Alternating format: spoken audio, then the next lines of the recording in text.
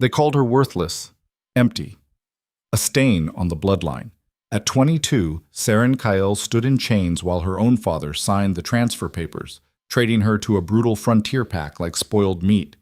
No trial, no mercy, just signatures and silence. But what her family didn't know, what they'd spent years poisoning her to hide, was that the defective daughter carried something ancient in her veins, something so dangerous they'd rather bury her alive than let it wake up. Stay until the end to see how the rejected becomes the ruthless. Drop a comment with your city below and smash that like button. Let's go. The inspection room stank of old leather and older lies. Seren stood with her wrists bound in iron-laced cord, the kind that burned if you were wolf enough to shift. She wasn't. The metal sat cold and inert against her skin, just another reminder that her body was broken in all the ways that mattered here. Across the table, her father, Magnus Kyle, Third Circle Alpha of the Ashvale Reach, didn't look at her. He never did anymore. His attention stayed fixed on the contract in front of him, one thick finger tracing lines of text she couldn't read from this distance. His jaw worked like he was chewing glass. "She's untrained," the other man said. His name was Garrett Moss, and he ran the Iron Hollow territory up north, where the land turned brutal and the pack structures turned worse. He was smaller than her father, wiry in that way that meant speed over strength, with scars crossing his knuckles and a smile that had no warmth in it. No shift means no rank. What exactly am I supposed to do with her? Work her, Magnus said flatly. She's got hands. She can cook, clean, haul. She's not stupid. Not stupid. Garrett's smile widened. High praise from the third circle. Seren kept her face blank. She'd learned that skill early, the art of disappearing while still standing in the room. Let them talk around her. Let them pretend she wasn't there. It hurt less that way. Her father finally glanced up, and for half a second something moved behind his eyes. Regret, maybe, or disgust. It was gone before she could name it. She eats little, he continued, voice flat as stone. Doesn't complain. You'll get your value. Value. Garrett leaned back in his chair, studying her now with the kind of assessment you'd give livestock. She looks half dead already. What have you been feeding her? Enough. That was a lie. Seren's ribs pressed against the thin fabric of her shirt, sharp enough to count. Her hair, once thick and dark, hung limp past her shoulders, brittle at the ends. She knew what she looked like. The mirrors in Ashvale had made that clear before they'd stopped letting her near the main house. Any medical issues I should know about? Garrett asked. Nothing that matters. Another lie, but this one Seren didn't fully understand herself. The headaches that came in waves, stealing her vision and leaving her gasping. The way her hands sometimes trembled for no reason, her heart racing like she'd run miles. The doctors had called it stress, weakness, a body rejecting its own failure to shift. She'd stopped asking questions after the third physician told her father she was beyond help. Then we have an agreement. Garrett pulled a slim case from his jacket, extracting the formal transfer documents. Pack law required them. No wolf could be traded without paper proof, even a wolfless one, especially a wolfless one. They were always the most likely to run, not that running would help. Seren had nowhere to go. Magnus took the pen Garrett offered, and Seren watched her father's hand move across the page in 3 quick strokes. His signature. The witness line. The date. 22 years of existence reduced to ink on paper. She's yours, Magnus said, pushing the documents across. The truck's waiting outside. Garrett nodded, standing. He was taller than she'd thought, and the way he moved had that predator's grace that came from a lifetime of shifting. His wolf was close to the surface. She could tell from the gold bleeding into his irises, the way his nostrils flared slightly when he looked at her. Come on then, girl. He jerked his head toward the door. We've got a long drive. Seren's legs felt distant, like they belonged to someone else, but they carried her forward anyway. One step. Another. Her father didn't say goodbye, didn't stand. He just sat there with his hands folded on the empty table, staring at nothing. She wanted to say something, wanted to scream or cry or make him look at her one more time. But her throat was locked tight, and even if it wasn't, what would be the point? He'd made his choice. The hallway outside was empty. Most of the pack knew what was happening today, and most had the decency to pretend they didn't. Seren had been a ghost in Asheville for years now, ever since her 16th birthday came and went without a shift, without power, without any of the signs that marked someone as worthy. The whispers had started small. Give her time. She's a late bloomer. Then they'd grown teeth, defective, broken, a waste of bloodline. By 18, her own mother had stopped using her name. The exterior door opened onto gray morning light and cold air that bit through Serene's thin jacket. The truck Garrett had mentioned sat idling at the curb, a battered cargo hauler with Iron Hollow's mark scratched into the side panel. The back was enclosed, windowless. In, Garrett said, unlocking the rear door. Seren climbed up into darkness that smelled like rust and old fear. The floor was bare metal, cold enough to sting through her pants when she sat. There were rings bolted to the walls, the kind used for securing cargo, or prisoners. Garrett slammed the door shut, and the lock engaged with a heavy click. A moment later, the engine rumbled, and the truck lurched forward. Seren leaned her head back against the wall and closed her eyes. This was it. The end of one nightmare and the beginning of another. She tried not to think about what Iron Hollow would be like. Tried not to remember the stories she'd heard, fragments of conversation from visiting wolves, warnings whispered among the staff. The Northern Territories were harsh, unforgiving. The packs there ran on old rules, the kind that said strength was the only currency and weakness was a sin. And she was walking into it with nothing. The truck hit a pothole, jarring her teeth together. Pain spiked through her skull, bright and sudden, and she pressed her palms against her temples until it faded to a dull throb. This happened more often lately. The headaches, the dizziness, the strange moments where her body felt like it was trying to tear itself apart from the inside. She'd stopped mentioning it to anyone after her father had snapped that she was being dramatic. Maybe she was. Maybe this was just what failure felt like. Time slipped away in the dark. She couldn't tell if they'd been driving for an hour or 4. Her stomach cramped with hunger, but she ignored it. Hunger was familiar. Hunger was easy. Eventually, the truck's movement changed, smoother road giving way to something rougher, the engine straining as they climbed. The air grew colder, seeping through the metal walls until Seren's breath misted in front of her face. When the truck finally stopped and the engine cut out, the silence felt enormous. Footsteps. The lock scraping. Then the door swung open, and pale afternoon light flooded in. Seren squinted against it, her eyes adjusting slowly. They were in the middle of nowhere, dense forest pressing in from all sides, the road behind them barely more than a dirt track. A cluster of rough buildings sat ahead, wood and stone structures that looked like they'd grown out of the ground itself. Iron Hollow. Out, Garrett ordered. She climbed down carefully, her legs stiff from sitting. The cold hit her immediately, wind cutting through her jacket like it wasn't there. Snow dusted the ground in patches, and the sky overhead was the color of old bruises. Garrett grabbed her arm, not rough, but firm enough that she felt the strength in his grip, and steered her toward the largest building.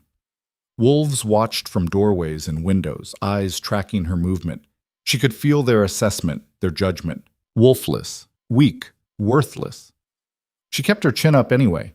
If she was going to be discarded, she'd do it with whatever dignity she had left. The main building's interior was warmer, but not by much. A fire burned in a stone hearth, and the space served triple duty as meeting hall, dining area, and something close to a throne room. A woman sat near the fire, older, gray streaking her dark hair, with the kind of hard face that came from surviving things that should have killed you. "This her?" the woman asked, not looking up from the knife she was sharpening. "This is her," Garrett confirmed. Seren Kale, late of Asheville Reach, transferred under contract.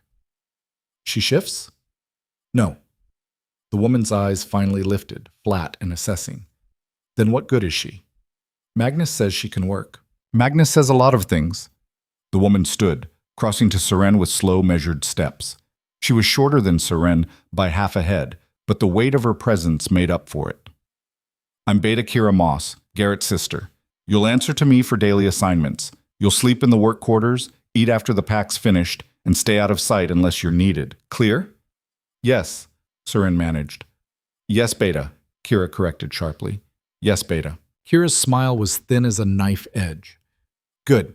You can start in the kitchens tonight. Jane will show you what needs doing." She gestured, and a younger woman appeared from a side room. Mousy, tired-looking, with the kind of hunched shoulders that spoke of years spent trying not to be noticed. "Jane, get her sorted. She's on rotation starting now." Jane nodded quickly and beckoned for Seren to follow. They left the main hall through a narrow corridor that led deeper into the building, the warmth from the fire fading with each step. "You'll be in here," Jane said, opening a door to a room barely large enough for the 2 cots and single chest inside. "I'm the only other non-shifter here, so we share. Try not to snore." Seren stepped inside. The space was freezing, the walls bare wood with gaps that let the wind through. One thin blanket lay folded on each cot. "Bathrooms down the hall," Jane continued, her voice flat. "You get 5 minutes in the morning, 5 at night. Kitchen duty starts at 4 a.m., ends when the work's done. Don't be late, don't talk back, and don't make eye contact with anyone ranked above you unless they speak first." "Okay." Jane finally looked at her properly, something like pity crossing her face. "You got sold here." Seren nodded. "Yeah, thought so." Jane sighed. "Look, it's not personal, but don't expect friends. Keep your head down, do what you're told, and maybe you'll last. Most transfers don't make it past 6 months." "What happens to them?" Jane's expression went carefully blank. "They leave." The way she said it made clear that leaving wasn't voluntary. "Kitchen's this way," Jane said, already turning. "Come on, dinner prep won't wait." Seren followed her through the maze of corridors, trying to memorize the layout. The building was bigger than it looked from outside, additions and extensions creating a warren of rooms and hallways. Voices echoed from somewhere above, laughter, rough and loud. The sound of a pack at ease. She wouldn't be part of that. Wouldn't ever be. The kitchen was industrial and hostile, all steel surfaces and open flames. 3 other women worked there, shifters judging by the way they moved, and they glanced up when Seren entered before immediately dismissing her. "New work?" one asked Jane. "Transfer from Ashvale." "She shift?" "No." That was all the conversation she merited. The women went back to their tasks, and Jane handed Seren a bucket and scrub brush. "Floors first," she said, "then pots, then whatever else needs doing." Seren took the brush and got to work. The water was cold enough to ache, and her hands were cracked and bleeding within an hour. The floor was massive, the grime ground in deep, and every time she finished a section, someone tracked through it again. No one spoke to her. No one acknowledged her except to bark orders. "Move. Faster. You missed a spot."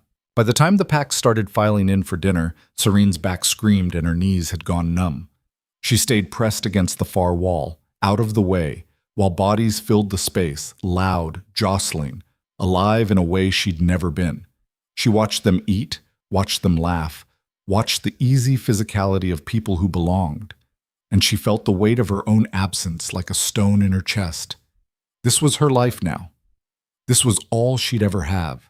When the meal finally ended and the pack dispersed, Seren and Jane were left with a mountain of dishes and 2 hours of scrubbing ahead. They worked in silence. Jane didn't seem interested in conversation, and Seren was too tired to try. It was past midnight when they finally stumbled back to their room.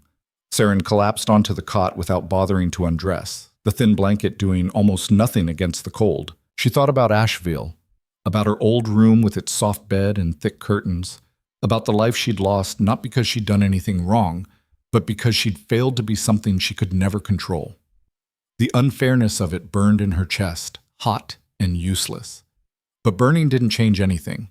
She closed her eyes and waited for sleep. It didn't come easy. The days blurred into weeks. Wake at 3:30, kitchen by 4. Prep, cook, serve, clean. Repeat until her hands bled and her vision went fuzzy at the edges. Seren learned the rhythms of Iron Hollow through exhaustion and observation. Learned which wolves to avoid, the ones with cruel eyes who liked watching her flinch. Learned which ones ignored her completely, which was almost worse. And learned that Beta Kira had a special talent for finding fault in everything she touched. This bread is burnt on the bottom. These floors are still dirty. You're too slow. Pick up the pace or skip your meal. Seren took it all silently, fixed what needed fixing, kept her head down and her mouth shut. 3 weeks in, she collapsed during dinner service. One moment she was carrying a tray stacked with bowls, the next the world tilted sideways and she hit the floor hard. The tray exploded on impact, ceramic shards scattering everywhere. Pain detonated in her skull, white hot and blinding, and she curled in on herself while boots stepped around her and voices shouted overhead. Someone dragged her out of the way, rough hands under her armpits, hauling her like a sack. The world kept spinning even after they dumped her in a storage closet. When her vision finally cleared, Jane was crouched beside her with a wet rag. "Can you sit up?" Jane asked quietly. Seren managed it, barely. Her head felt like it was splitting open from the inside. "What happened?" "You passed out. Made a hell of a mess." Jane pressed the rag to a cut on Seren's forehead. "Kira's furious." Of course she was. "I'm sorry," Seren whispered. "Don't apologize to me. Save it for her." The dressing down came 10 minutes later, delivered in front of half the pack while Seren stood there swaying on her feet. Clumsy, wasteful, useless. Kira's voice cut through the room like a whip. "You cost us 3 hours of prep work and a week's worth of bowls. What do you have to say for yourself?" "I'm sorry, Beta. Sorry doesn't feed the pack. Sorry doesn't replace what you destroyed." Kira stepped closer, and Seren could smell the wolf on her, wild and dangerous. "You'll work double shifts until the cost is covered. And if you collapse again, you're done here, understood?" "Yes, Beta." Kira held her gaze for another long moment, then dismissed her with a flick of her hand. Seren made it back to the storage closet before her legs gave out again. That night, alone in the freezing room while Jane snored softly on the other cot, Seren let herself cry for the first time since leaving Ashvale, not because of the pain or the humiliation, but because some small, stubborn part of her was starting to believe what they all said, that she was worthless, that she deserved this. 6 weeks became 8. Winter deepened its grip on Iron Hollow, and the cold became something alive, a predator that slipped through every crack and gap, stealing warmth from skin and bone. Seren's hands were raw and bleeding constantly now, the cracks too deep to heal between shifts.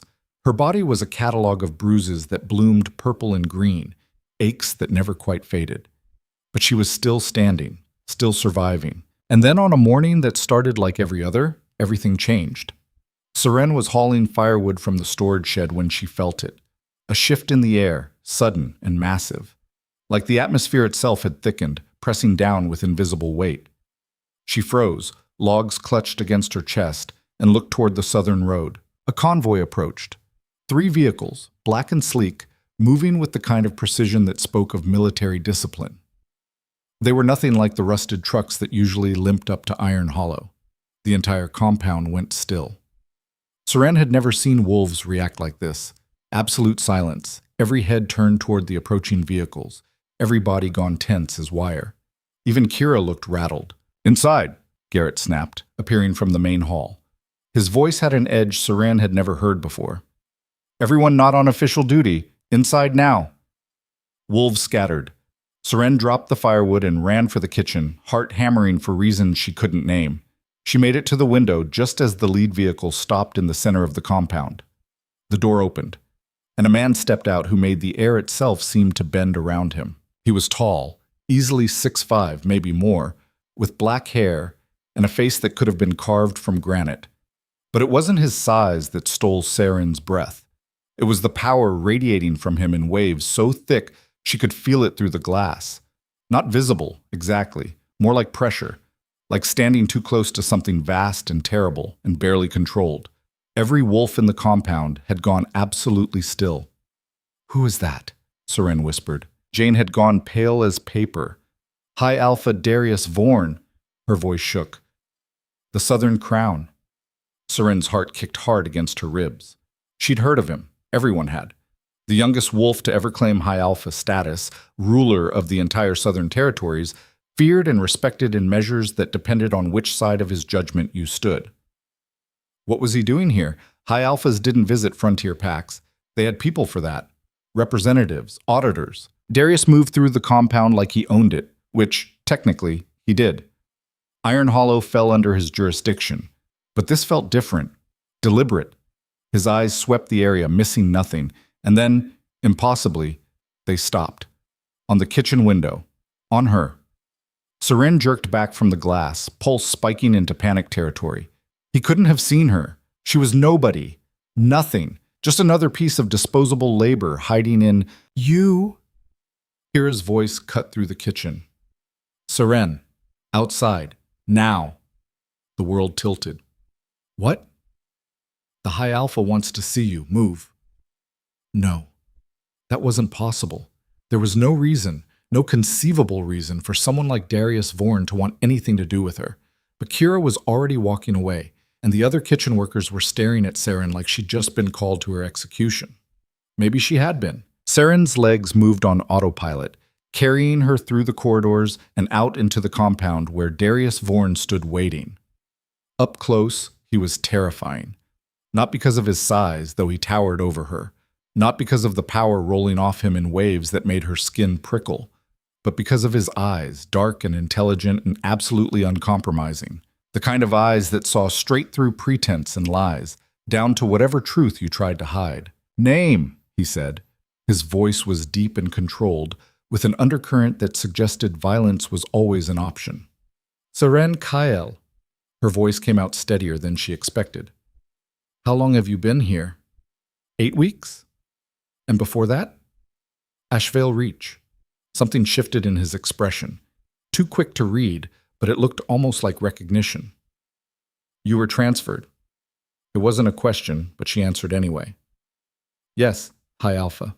He studied her for a long moment, and Seren fought every instinct screaming at her to look away. Those eyes saw too much. Knew too much. Finally, he turned to the woman standing behind him, silver-haired, sharp-featured, holding some kind of tablet. Scan her. The woman's eyes widened fractionally, but she nodded and pulled out a device Seren had never seen before. Sleek, expensive-looking, humming with restrained power. Wrist, the woman said. Seren extended her arm. The device pressed against her skin, cold and smooth, and light flared, blue-white and bright enough to make her squint. The device beeped once, twice. Then it started screaming. Not an alarm, a pure, sustained shriek that sent every wolf in earshot into high alert. The silver-haired woman went white. Sir, this can't be. I know. Darius's voice was quiet, lethal. I felt it the moment I arrived. Felt what? Seren asked. Her voice sounded distant, drowned out by the ringing in her ears. Darius turned to face her fully, and for the first time since stepping out of that vehicle, she saw something like fury in his eyes. Not directed at her, at whoever had done this to her. You're not powerless, he said, each word falling like a stone. You're sealed. The world stopped. What? Someone bound your wolf. Suppressed it so completely that you never even knew it was there. His jaw tightened, a muscle jumping beneath the skin. How long have you been taking medication? Seren's mind reeled, scrambling for purchase. Since I was 12. The doctors said it was for my health, for the headaches, and it was poison. Darius cut her off, voice flat and absolute, specifically designed to keep your shift dormant, to keep you weak. No, that couldn't be right. My family wouldn't. Your family knew. The fury in his eyes crystallized into something colder, harder. They knew exactly what you were, and they were terrified of it. The ground felt unsteady beneath Seren's feet. Her vision swam at the edges. What am I? The question came out as a whisper. Darius looked at her, really looked at her, and something like recognition passed across his face. The thing they tried to bury, he said quietly. The power they were willing to destroy you to keep hidden. And deep inside Seren's chest, in a place she'd always thought was empty and broken, something stirred. Something that had been sleeping for 10 years. Something that was finally, impossibly, waking up. The screaming device went silent, but the damage was done. Every wolf in the compound stood frozen, eyes locked on Seren like she'd just sprouted wings. The silver-haired woman, Darius's assistant apparently, stared at the readings on her tablet with an expression caught between awe and horror. Sir, the suppression levels are... She stopped, swallowed hard. I've never seen anything like this. The binding is layered, professional. This took years to implement. How many years? Darius's voice was ice. Based on the depth? At least a decade. Maybe more. 10 years. Seren had been taking those pills since she was 12. Little white tablets her mother handed her every morning with breakfast, explained away as vitamins, as treatment for her condition. She'd never questioned it. Why would she? Her mother had looked her in the eye, and the betrayal hit like a fist to the chest. I don't understand, Seren heard herself say. Why would they? Because you're dangerous. Darius cut her off, but there was no cruelty in it, just fact. Or you would have been, if they'd let you develop naturally. Your bloodline knew it, felt it, and instead of training you, they chose to cripple you. Kira had appeared at some point, standing rigid beside Garrett. Both of them looked like they'd swallowed glass. Hi, Alpha, Kira started, voice careful. We had no knowledge of... I don't care what you knew. Darius didn't even glance at her. This girl is under my direct protection as of now. Anyone who has a problem with that can take it up with me personally. The threat in those words was subtle as a sledgehammer. No one moved. No one spoke. Get her things, Darius told the silver-haired woman. We're leaving in 20 minutes. Wait! The word burst out of Seren before she could stop it. I can't just leave. I'm contracted here. My family... Your family sold you to cover their own guilt, Darius said flatly. That contract is void. You're coming with me. To where? Somewhere you can be properly evaluated. Somewhere the people who did this to you can't reach you. He finally looked at Kira, and his eyes had gone cold. Unless you'd prefer to stay here and continue scrubbing floors until your hands fall off. Seren's throat closed. She wanted to say she had a choice, that this wasn't just trading one cage for another. But the truth was she had no idea what was happening, what any of this meant, and the ground under her feet had turned to quicksand. I'll go, she whispered. Smart. Darius turned away, already moving toward the main building where Garrett and Kira were scrambling to look cooperative. Alara, stay with her. Make sure she gets whatever she needs. The silver-haired woman, Alara, nodded and gestured for Seren to follow. They walked back toward the kitchen in silence. Seren could feel eyes tracking her from every window, every doorway. Whispers followed in their wake, too quiet to make out but loud enough to feel. Jane was waiting inside the kitchen, pale and wide-eyed. Is it true? She asked the moment Seren entered. Are you really? I don't know what I am, Seren said. Her voice sounded strange even to her own ears. Hollow. I need to get my things. You don't have things, Jane said quietly. You came here with nothing. Right, because her family hadn't even given her that much dignity. Then I guess I'm ready. Ilara was watching her with an expression that might have been sympathy. The High Alpha's physician will need to examine you. The suppression drugs. They'll have done damage. We need to know how much. I feel fine. You feel fine because your body's been poisoned for 10 years and doesn't remember what normal is. Ilara's voice was gentle but firm. Trust me, you're not fine. Seren wanted to argue, but what was the point? Nothing about her life had been fine for as long as she could remember. They walked back out into the compound where one of the black vehicles was idling, rear door open. Darius stood beside it, speaking in low tones with Garrett. Whatever he was saying made Garrett look like he wanted to crawl into a hole. She's ready, Ilara announced. Darius nodded and opened the door wider. Get in. Seren climbed into leather seats that probably cost more than everything she'd ever owned combined. The interior was warm, insulated, with tinted windows that turned iron hollow into shadows and shapes. Ilara slid in beside her. Darius took the front passenger seat, and the driver, a man who looked like he could bend steel with his bare hands, put the vehicle in gear. As they pulled away, Seren looked back through the rear window. Jane stood in the doorway of the kitchen, one hand raised in something that might have been a wave or a goodbye. The only person in 8 weeks who'd shown her even a scrap of kindness.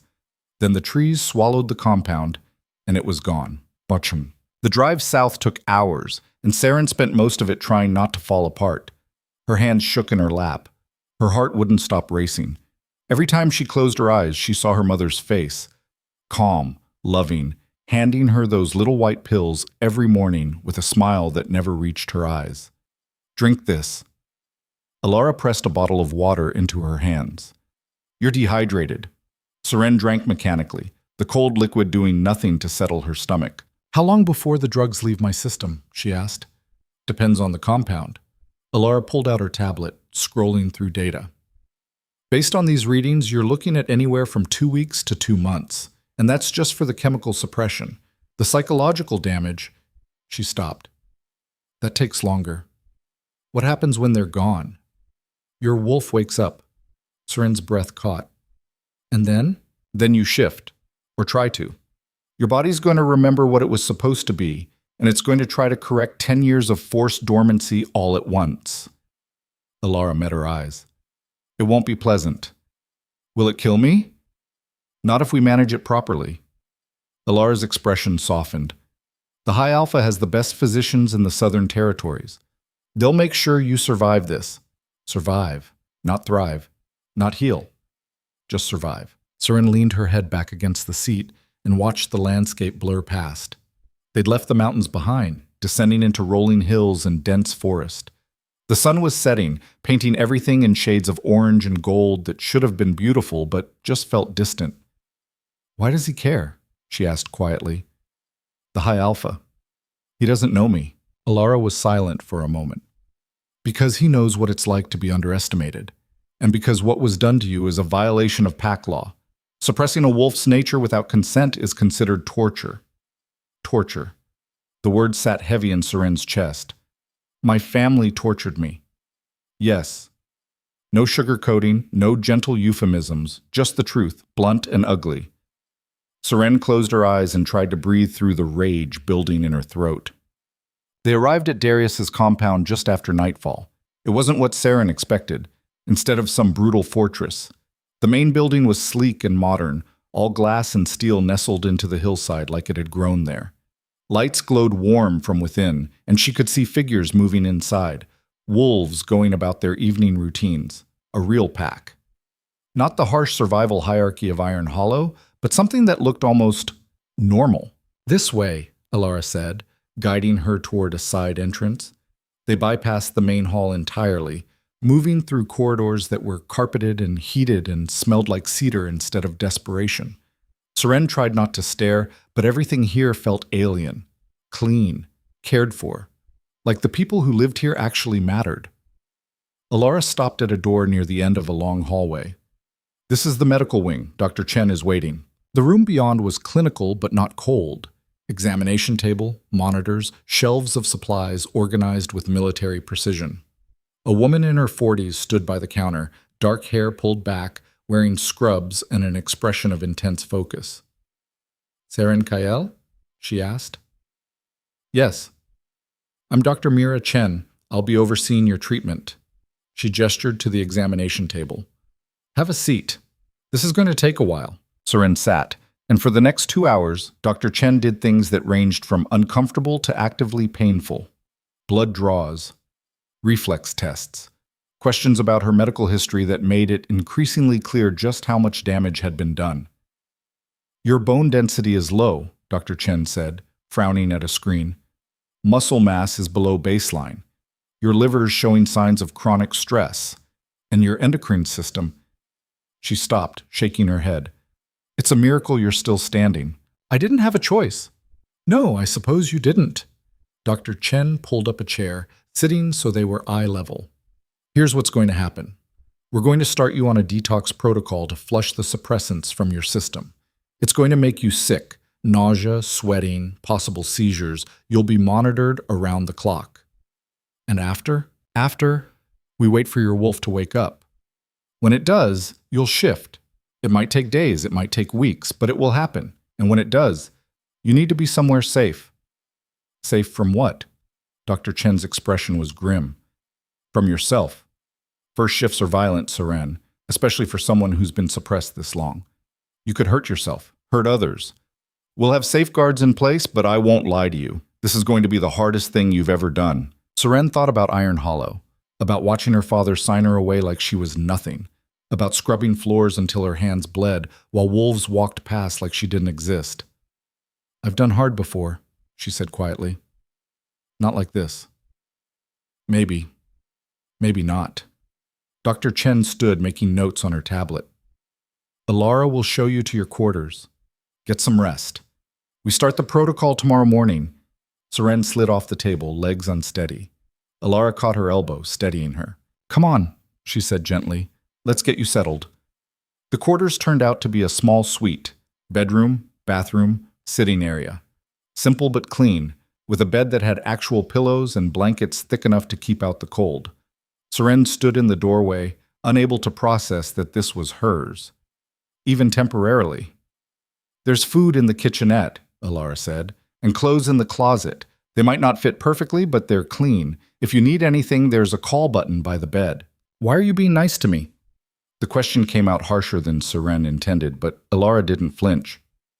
"Because you deserve it," she said simply. "Sleep, Seren. Tomorrow's going to be rough." She left, closing the door quietly behind her.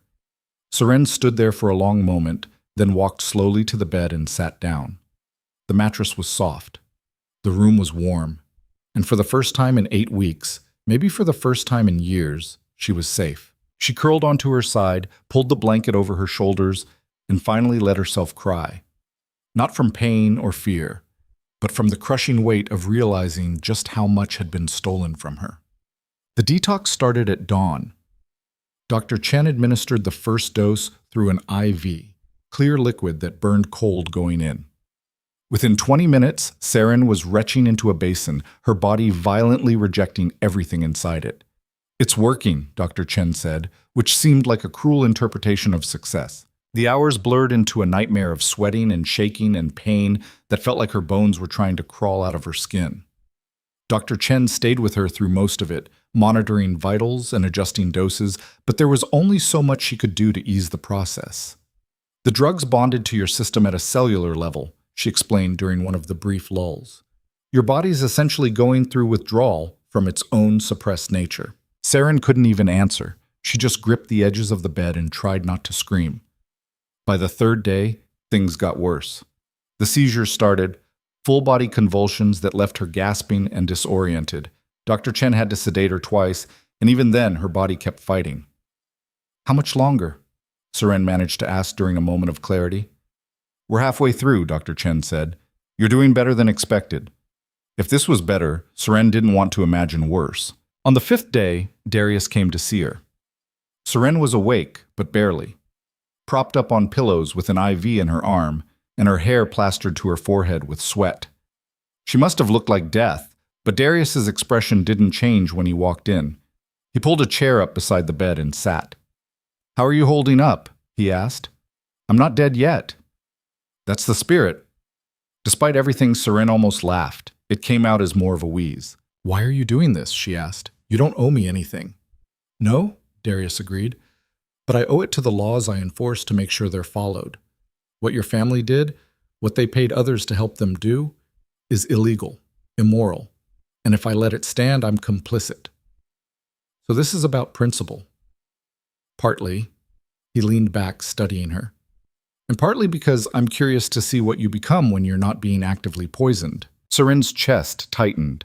What if I'm nothing? What if there's no wolf, no power, and this is all for— "Then we deal with that when it comes," Darius interrupted. "But I don't think that's what's going to happen." "How can you be sure?" "Because I felt it the moment I stepped onto Iron Hollow's grounds. Whatever's inside you, Seren, it's strong enough that even buried and suppressed, it still called to me." His eyes held hers. That's not nothing. She wanted to believe him, wanted to think that maybe, just maybe, there was something inside her worth salvaging. But wanting didn't make it true. Darius stood.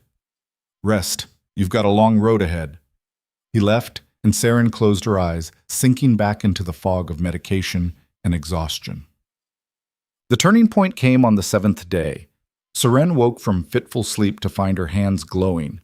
Not literally, but there was something under her skin, moving, pressing outward like it was trying to break free.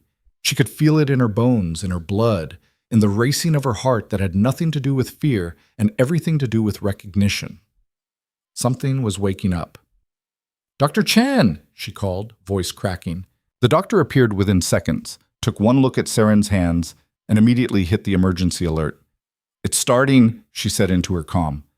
"Get the containment room ready, now." "What's happening?" Seren gasped. The pressure was building, expanding, filling every inch of her body until she thought she'd burst. Your wolf is surfacing. Dr. Chen moved with quick efficiency, unhooking the IV and helping Seren to her feet. We need to get you secured before... Seren's spine arched, and a sound ripped from her throat that was barely human. Pain exploded through her body. Not the dull ache of the detox, but something sharp and transformative, like every cell was being rewritten at once. Hold on, Dr. Chen urged, half carrying her toward the door. Just hold on a little longer. They made it into the hallway, and that's where Seren's control shattered completely. Her vision went white, her body convulsed, and somewhere deep inside her chest, something that had been caged for 10 years finally broke free. The shift hit like a lightning strike, brutal, absolute, and utterly unstoppable. Seren felt her bones crack and reform, felt her muscles tear and rebuild, felt her skin split and give way to something else entirely. She tried to scream, but the sound that came out was a howl, raw and primal, and filled with a decade of suppressed rage. When her vision cleared, the world had changed. Colors were sharper, scents were overwhelming, and she was on 4 legs instead of 2, standing in a hallway that suddenly felt far too small. Dr. Chen stood a few feet away, hands raised in a calming gesture. "Easy," she said softly. "You're okay. You did it." Seren tried to respond, but all that came out was a low growl that rattled her new chest. "Don't try to talk yet," Dr. Chen continued. "First shifts are disorienting. Just breathe. Let your instincts settle." But Seren's instincts weren't settling. They were screaming. Every sound was too loud. Every scent was too strong. And under it all was a burning need to run, to fight, to tear apart everything that had ever hurt her. She took a step forward, and Dr. Chen immediately backed up. "Seren, listen to me. You need to calm down." A door opened at the end of the hall, and Darius stepped through. His presence hit like a physical force, dominant, unquestionable, the weight of an alpha that made every instinct in Seren's new body snap to attention. He looked at her, really looked at her, and something flickered across his face. Shock, recognition, and something that might have been respect. "Well," he said quietly, "that explains a lot." Then he shifted. One moment he was human, the next he was a massive black wolf that made Seren's own form look small and fragile. But he didn't attack, didn't threaten. He just stood there, calm and solid, and waited. Seren's racing heart began to slow. The panic clawing at her chest started to ease. And for the first time since waking up on 4 legs, she felt something other than terror. She felt strong. Darius shifted back to human, unbothered by his nakedness. "You're a silver wolf," he said, and there was something almost like awe in his voice. "Do you have any idea how rare that is?" Seren tried to shift back, and to her surprise, her body obeyed. The transformation reversed, painful but faster this time, and she collapsed onto the floor, gasping, human again. Dr. Chen immediately draped a blanket over her shoulders. "Silver wolves haven't been seen in the Southern Territories in over 50 years, Darius continued.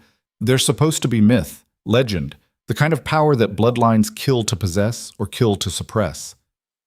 Seren looked down at her hands, human again, but she could still feel the wolf just beneath her skin, pacing, restless.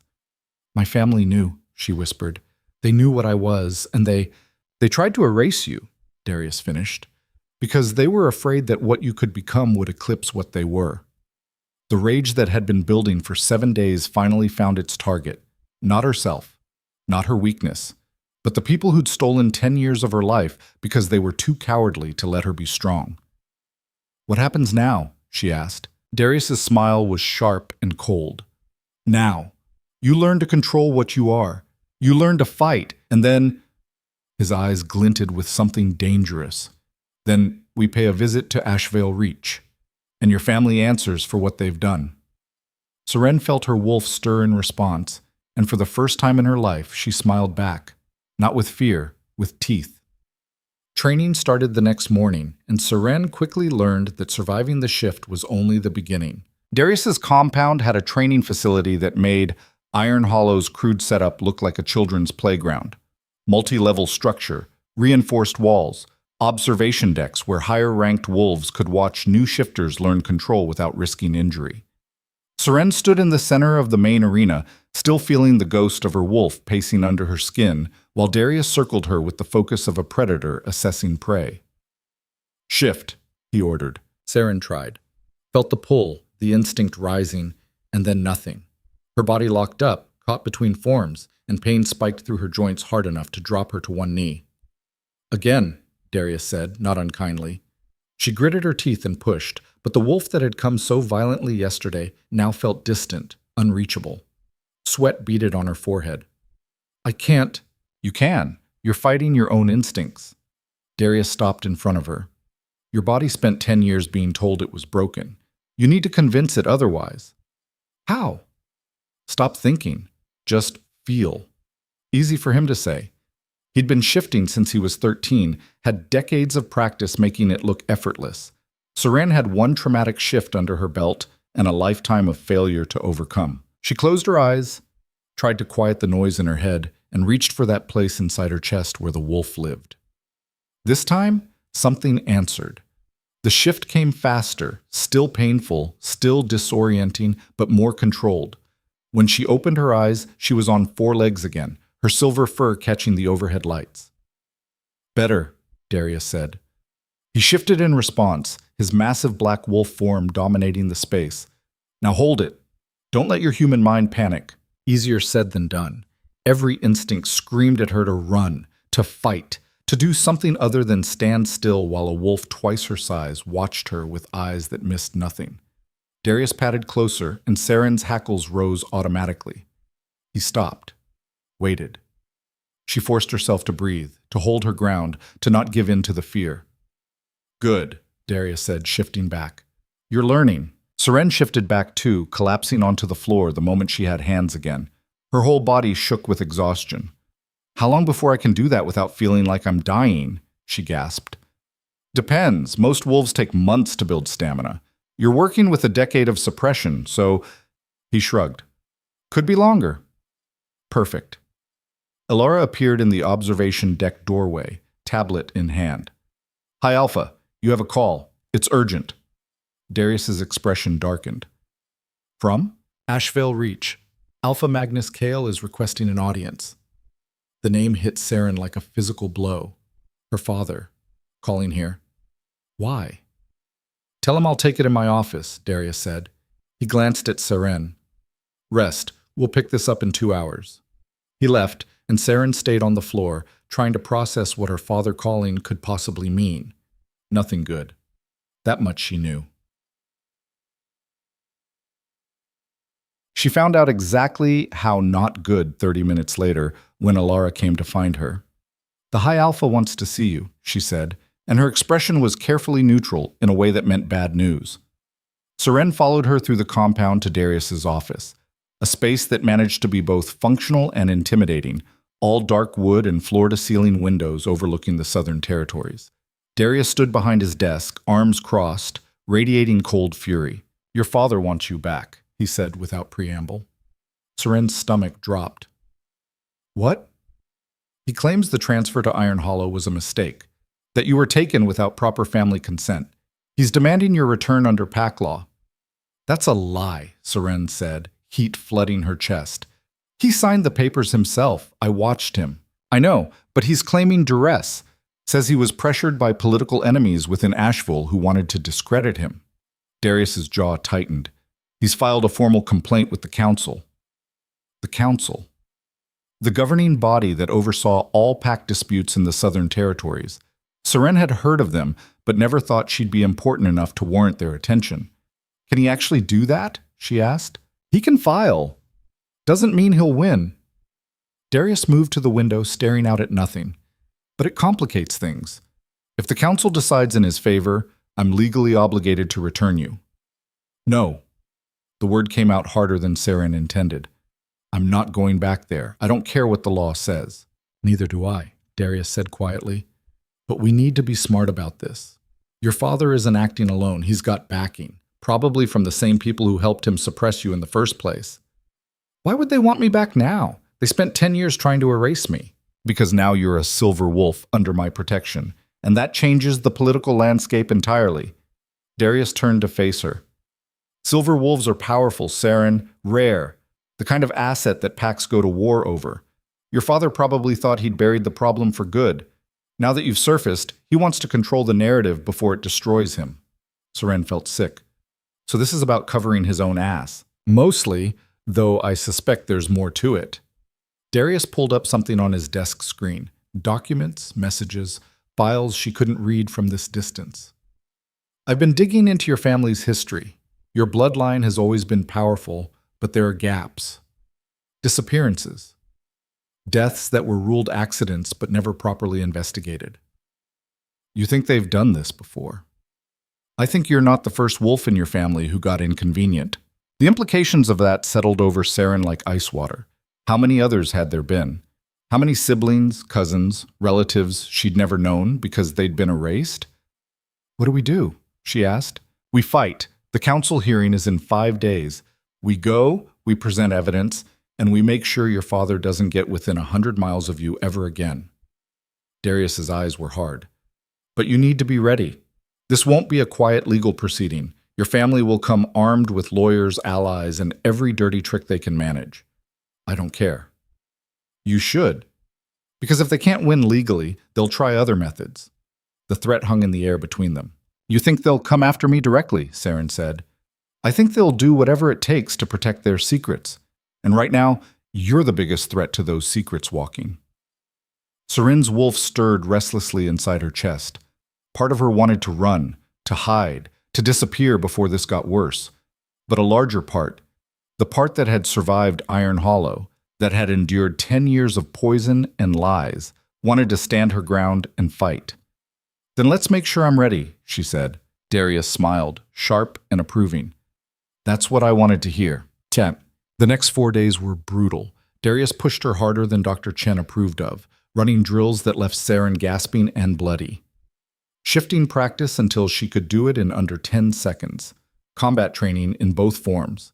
Endurance runs through the forest that tested how long she could hold her wolf before exhaustion forced her back. You're getting stronger, Darius said on the 3rd day, watching her pin a training dummy twice her size. But strength won't be enough. You need to be smart. Controlled. I am controlled, Seren growled, still in wolf form. No, you're angry. There's a difference. He was right, and she hated it. Every time she shifted, every time she felt her wolf rise, all she could think about was her family. What they'd done, what they'd stolen. The rage burned constant and hot, and it made her sloppy. Anger makes you predictable, Darius continued, and predictable gets you killed. Your father will use that against you if you let him. Seren shifted back, breathing hard. So what do I do? You channel it. Use the anger as fuel, not direction. He tossed her a water bottle. Drink. We're going again in 5. By day 4, Seren could shift cleanly, hold her form for over an hour, and take down opponents twice her size without losing control. It still wasn't enough. She could feel how raw she was, how new. But it was something. That night, Alara found her in the training room long after everyone else had gone to bed. Can't sleep? Alara asked. Don't want to. Seren was in human form, working through hand-to-hand combinations on a practice dummy. Her knuckles were split and bleeding, but she barely felt it. The hearing's tomorrow. You should rest. I'll rest when it's over. Alara was quiet for a moment, then stepped into the ring. Hit me. Seren stopped. What? You need a moving target. I'm volunteering. I'll hurt you. You'll try? Alara's smile was thin. Come on, let's see what you've got. Seren hesitated, then threw a jab. Alara deflected it easily, countered with a strike that Seren barely blocked. They moved through a series of exchanges, Alara testing, Seren responding, until Seren's muscles screamed and her vision blurred with sweat. Better, Alara said finally, stepping back. You're learning to read your opponent. Doesn't feel like enough. It never does. But you're not the same girl who arrived here 2 weeks ago. Alara's expression softened. That counts for something. Seren wanted to believe her, wanted to think that 2 weeks of training could undo 10 years of damage, but wanting didn't make it true. The council hearing took place in a building that predated most of the modern pack structures. Old stone, high ceilings, designed to impress and intimidate in equal measure. Seren walked in, flanked by Darius and Alara, her heart hammering so hard she thought everyone in the room could hear it. The chamber was packed. Council members sat at a raised platform at the front, 5 of them, representing the major territories. Below them, two tables faced each other across an open space, one for Darius's delegation, the other. Seren's breath caught. Her father sat at the opposing table with two lawyers and a woman Seren didn't recognize. Magnus Kyle looked older than she remembered, gray threading through his dark hair, new lines around his eyes. But his expression was the same, cold, calculating, showing nothing. He didn't look at her, didn't acknowledge her presence at all, like she was still nothing. "All rise," the lead council member announced. Elder Thorne, according to the nameplate, older than dirt, with white hair and eyes that looked like they'd seen every possible variation of pack politics. "We're here to address the complaint filed by Alpha Magnus Kyle regarding the unlawful transfer of his daughter, Seren Kyle, to the Iron Hollow territory." Seren sat. The wooden chair was hard and uncomfortable, and every instinct told her to run. Darius's hand landed briefly on her shoulder, steady, grounding. "Alpha Magnus, present your case," Thorne said. Magnus stood, and when he spoke, his voice had that practiced authority that used to make Seren feel small. "Council members, thank you for hearing this matter. 2 months ago, my daughter was taken from Ashvale Reach under false pretenses. I was told by members of my own pack, individuals I've since removed, that Seren had agreed to transfer to Iron Hollow for work purposes. I signed the documents believing this was her choice." Liar. Seren's hands clenched in her lap. "I've since learned that Seren was coerced, that she was in no state to make such decisions due to medical conditions that required ongoing treatment. Treatment she could only receive in Asheville." Magnus's expression shifted to something that might have passed for concern if you didn't know better. "I'm here to bring my daughter home where she belongs." "And you base this claim on what evidence?" Thorne asked. Magnus nodded to one of his lawyers, who produced a stack of documents.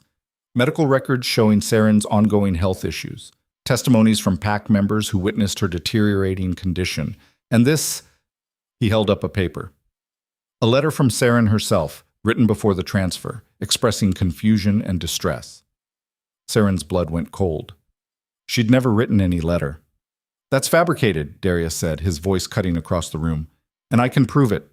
"Hi, Alpha Vorn. You'll have your chance to respond," Thorne said. "Continue, Alpha Magnus." Magnus did, spinning a story that painted him as a concerned father and Seren as a mentally unstable daughter who'd been manipulated by enemies of Ashvale. He was good, convincing even. Several council members were nodding along. When he finished, Thorne turned to Darius. "Your response?" Darius stood, and the temperature in the room seemed to drop. "Alpha Magnus is lying," he said flatly, "and I have evidence that proves not only his deception here today, but a decade-long conspiracy to suppress his daughter's true nature." Murmurs rippled through the chamber. "Explain," Thorne demanded. Darius pulled out his own set of documents, medical scans, blood test results, testimony from Dr. Chen. Seren Kyle is a silver wolf. Her abilities were deliberately suppressed from age 12 through the use of illegal pharmaceuticals administered by her own family. The murmurs turned to shocked whispers. Magnus's face went carefully blank. "That's absurd. My daughter has no wolf. She's always been—" "I can prove it," Seren heard herself say. Every eye in the room turned to her. Thorne leaned forward. "What did you say?"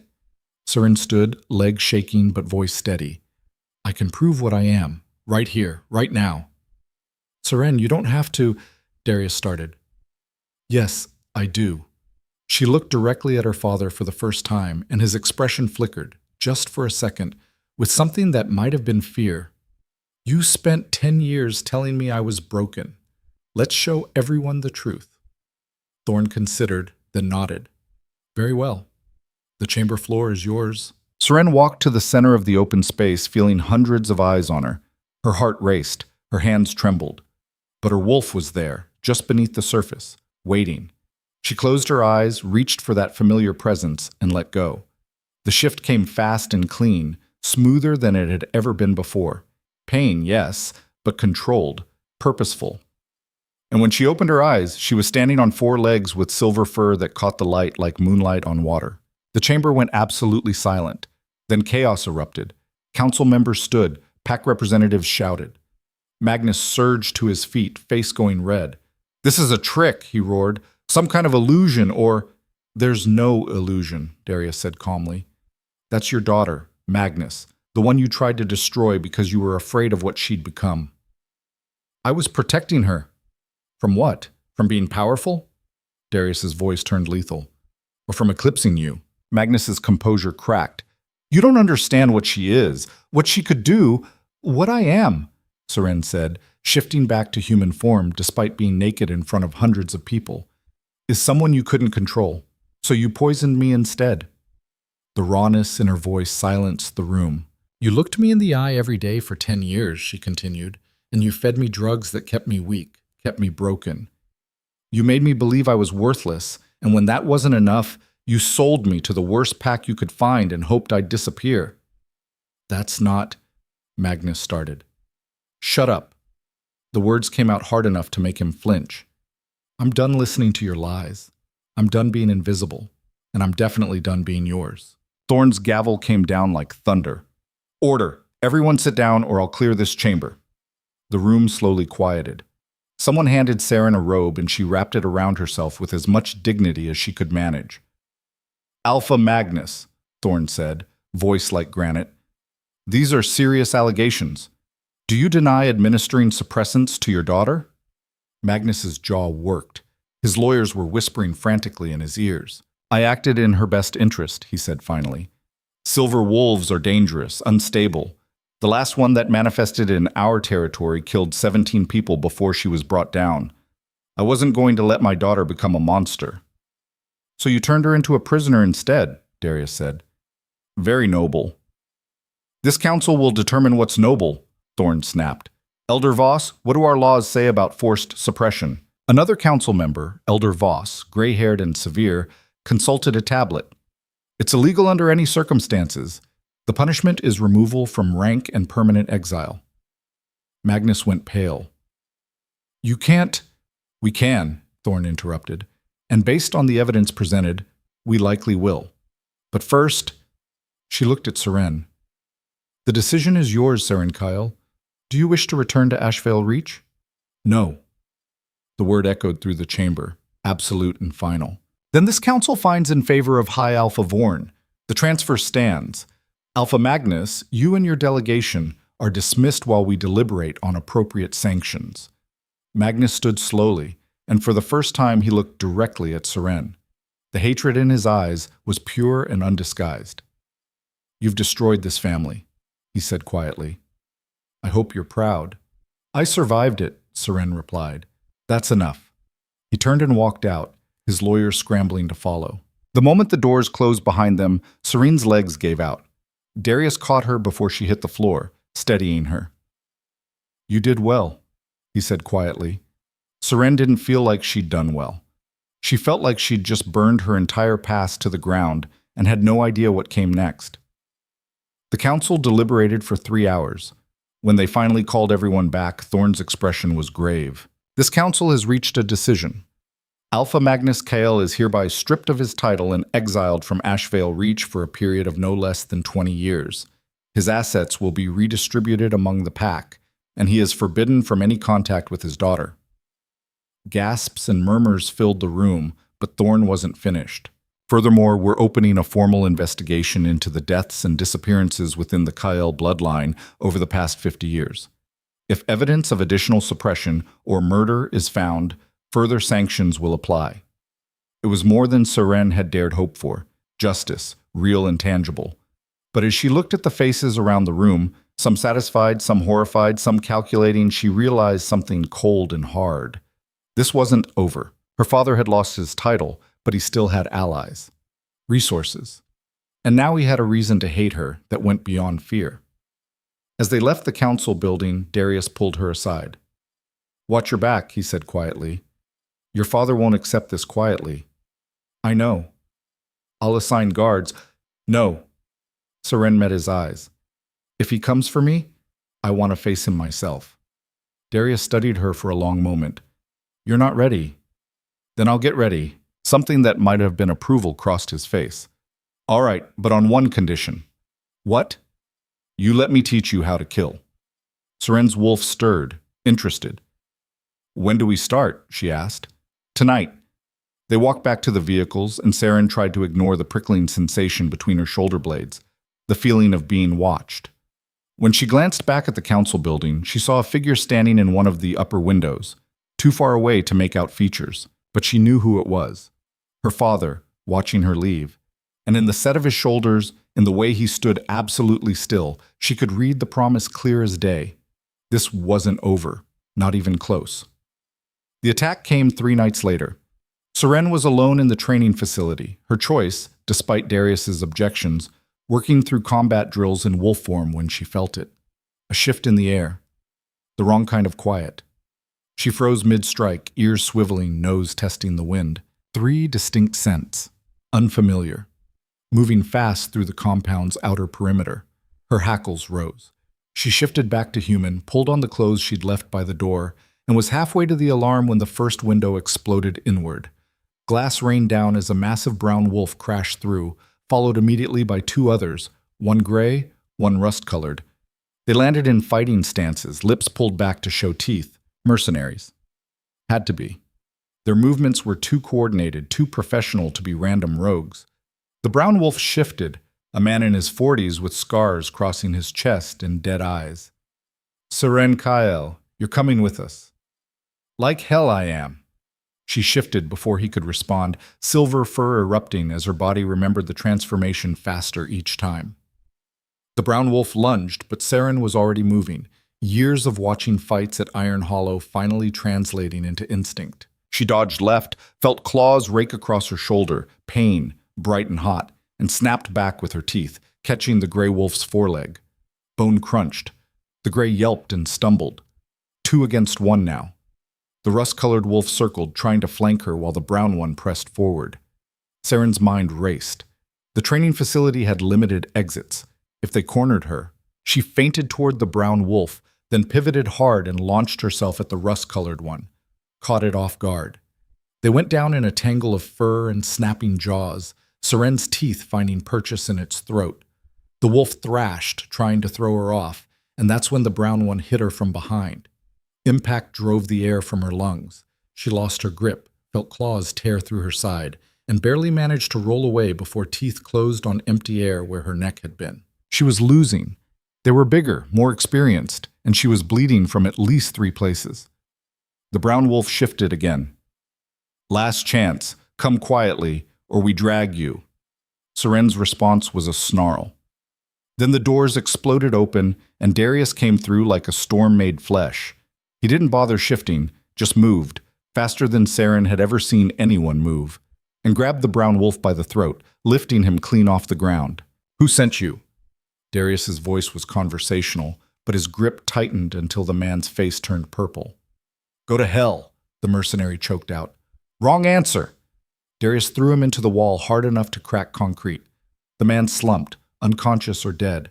Seren couldn't tell. The gray wolf, still limping from Seren's bite, tried to run. Darius caught it before it made 3 steps, one hand closing around its spine. The wolf yelped and shifted involuntarily, sprawling on the floor as a woman with terror in her eyes. Talk, Darius ordered. We were hired, she gasped. Just a job. We didn't know. Who hired you? The woman's eyes darted toward the brown wolf's crumpled form. I don't know his real name, just a contact offered $50,000 to bring the girl back alive. Back where? Asheville, there's a... She stopped, face going pale. Please, I have kids. You should have thought of that before you broke into my compound. Darius's expression didn't change. Where in Asheville? The woman gave an address, some warehouse on the eastern edge of Pack territory.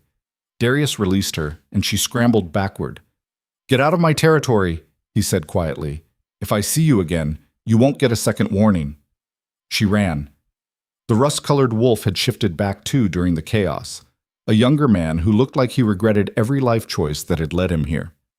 Darius jerked his head toward the exit, and the man fled without a word. Then Darius turned to Seren, and his fury shifted to concern. You're hurt. I'm fine. You're bleeding from 4 different places. That's not fine. He pulled out his comm. Dr. Chen, I need you in the training facility. Now. Seren shifted back, and the adrenaline that had been holding her together started to fade. Pain rushed in, sharp in her shoulder, burning along her ribs, throbbing in her hip where she'd hit the ground. They were after me, she said, voice tight. My father sent them. Probably. Or someone working with him. Darius caught her when her legs wobbled. Easy. Stay standing until Chen gets here. I should have been faster. Should have. You survived 3 trained fighters on your own. That's not nothing. His eyes met hers. But it proves my point. You need more training. Dr. Chen arrived with her medical kit and immediately started assessing damage. The cuts weren't as bad as they looked, mostly superficial, though the one on Seren's shoulder would need stitches. You're lucky, Dr. Chen said, threading a needle. Few inches to the right, and they'd have hit the artery. I don't feel lucky. You're alive. That's the definition.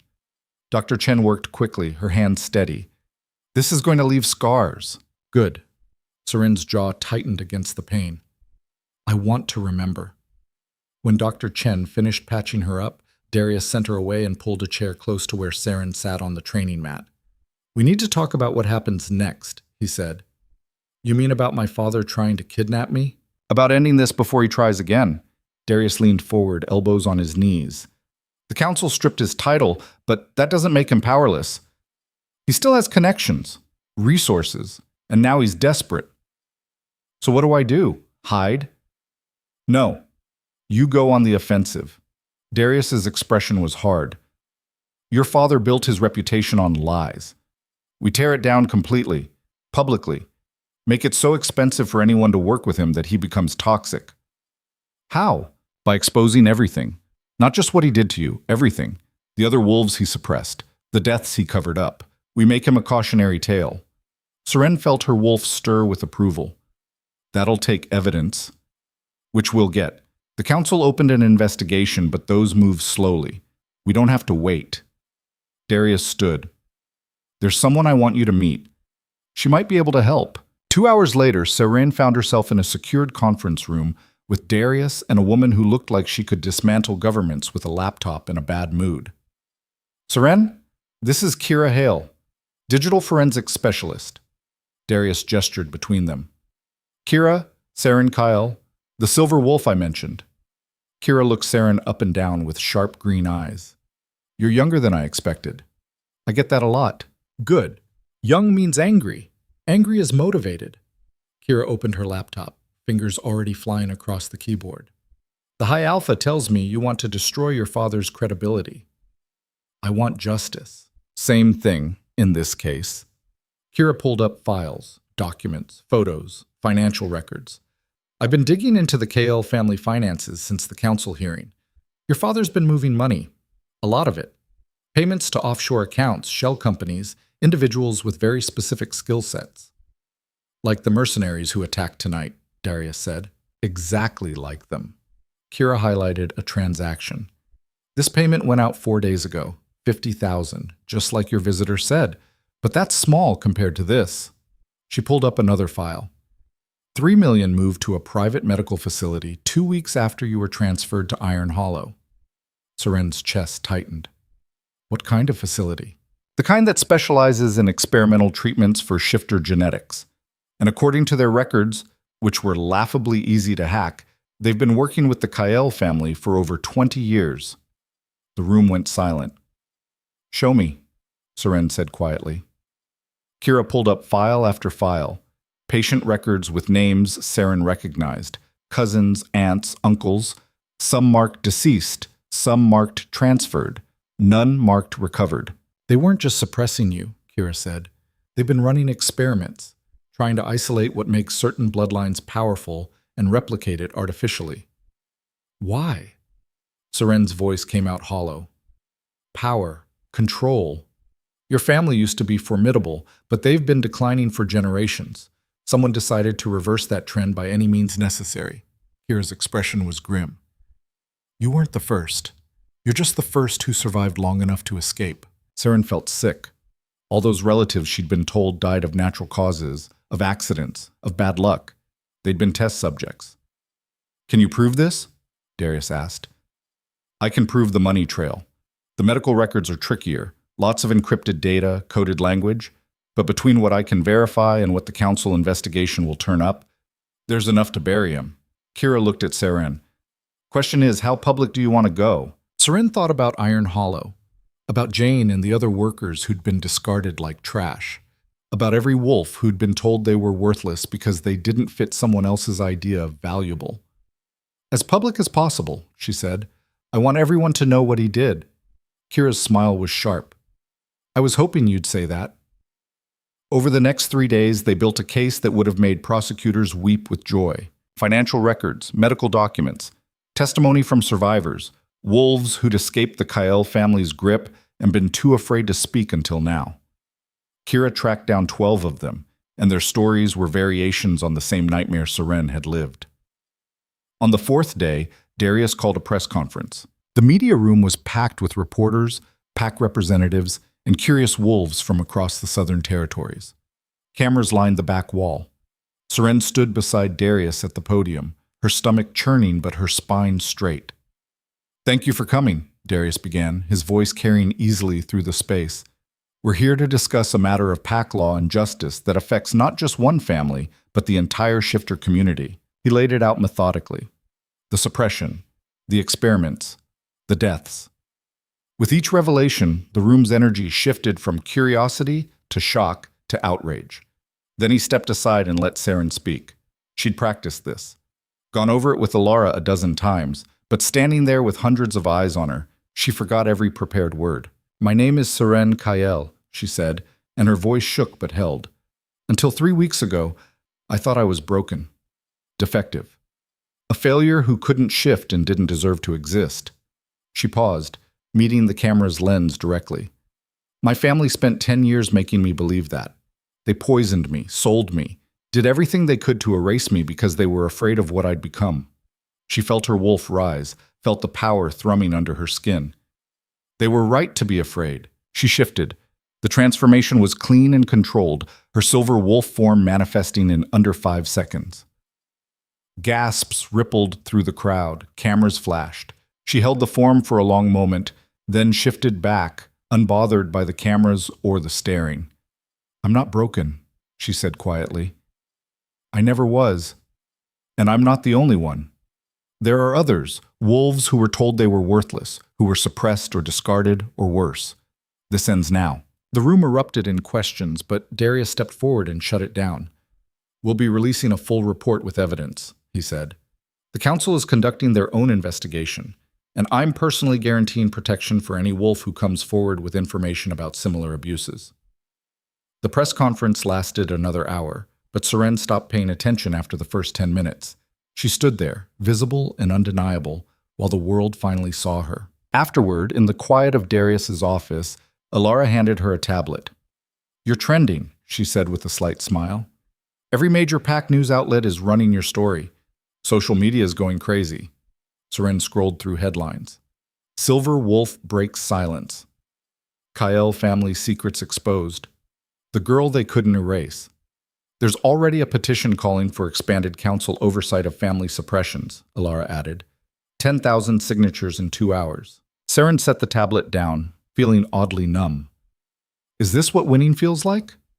This is what changing things looks like, Darius corrected. Winning comes later. When? When your father faces real consequences. When the laws change so this can't happen to anyone else. When you're strong enough that no one ever questions your right to exist. His expression softened slightly. You started that today, but it's not finished. I know. That night, Seren stood on the balcony outside her quarters and watched the compound below. Wolves moved through the space with easy confidence, going about their lives without fear of being erased. She wanted that, wanted to feel safe in her own skin. But safety felt like a luxury she hadn't earned yet. Her comm buzzed. A message from an unknown number. She almost deleted it. Almost. Then she opened it. You've made a powerful enemy, but you've also made allies. If you want to finish this, meet me at the coordinates below. Come alone. Trust no one. A friend. Coordinates followed. A location about 50 miles north, deep in neutral territory. Every instinct screamed trap. But Seren had spent her entire life being careful, being quiet, being small. She was done with that. She grabbed her jacket and headed for the garage. The drive north took an hour, following back roads through dense forest. The coordinates led to an abandoned ranger station, half collapsed and overgrown with vines. Seren parked and shifted, letting her wolf's senses sweep the area.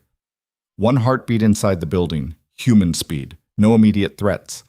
She shifted back and walked to the door. A woman waited inside, mid-30s, sharp features, wearing tactical gear that had seen use. She held no weapons, but her stance said she didn't need them. "Seren Kyle," the woman said. "Thank you for coming." "Who are you?" "My name is Vera Holt. I used to work for your father." Seren's hand went to the knife at her belt. "Then this is definitely a trap. If I wanted you dead, you'd be dead already." Vera raised her hand slowly. "I'm here because I have information about what your father's planning next." "Why would you help me?"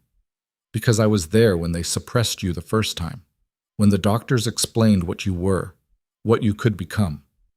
And I watched your father choose fear over love." Vera's jaw tightened.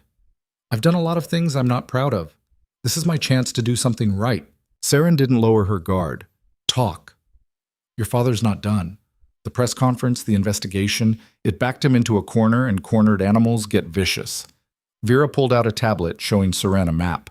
"He's gathering allies, old families who've used similar methods, who have secrets they don't want exposed. They're planning to discredit you, say you're unstable, a danger, that the council needs to contain you before you hurt someone. That won't work. We have evidence. They have fear, and fear makes people stupid." Vera zoomed in on the map. "They're meeting in 3 days. Ashvale territory, the old estate. If you want to stop this before it gains momentum, that's your window." Seren studied the map, mind racing. "You want me to crash their meeting. I want you to end this, publicly. Show them that you're not something to be contained, you're something to be respected." "And how exactly do I do that?" Vera smiled, and it wasn't kind. "By making them submit." The idea was insane, walking into a room full of hostile alphas and forcing them to acknowledge her power. It violated every political protocol, broke a dozen pack laws, and would probably get her killed. But if it worked, it would cement her position in a way no council ruling ever could. "I'll need backup," Seren said. "Bombs. You'll need to be alone. This only works if you walk in there without Darius, without guards, and prove that you're powerful enough not to need them." Seren's wolf purred its approval. This was dangerous, reckless, exactly the kind of play her father wouldn't expect. "Fine," she said. "Tell me everything." Vera spent the next hour laying out details. Who would be there, what security looked like, the best way to make an entrance that would shake them to their foundations. When they were done, Seren had a plan that terrified and thrilled her in equal measure. "One more thing," Vera said as Seren turned to leave. "Your father will be there, and he won't hesitate to kill you if he gets the chance." "Good," Seren said quietly. "I'm counting on it." She drove back to the compound with her mind spinning. She'd need to train harder, push herself further than she ever had. 3 days wasn't much time, but it would have to be enough. When she walked into the main building, Darius was waiting in the lobby. "Where were you?" he asked, and there was steel under the casual question. Seren met his eyes. "Planning my next move." "Which is?" "Something you're not going to like," she told him. Watched his expression go from concerned to furious to something that might have been impressed. "That's suicide," he said flatly. "It's necessary." "Seren, I'm not asking permission." She kept her voice level. "I'm telling you what I'm going to do. You can help me prepare, or you can stay out of my way. But I'm doing this." Darius studied her for a long moment. Then, slowly, he nodded. "All right. But if you're going to walk into hell, we're making damn sure you walk back out." For the next 3 days, Darius pushed her harder than he ever had. Combat drills until she could barely stand. Shifting exercises until she could transform mid-attack. Endurance training that left her gasping and bloody. And through it all, one lesson hammered home again and again. Dominance wasn't about size or strength. It was about presence.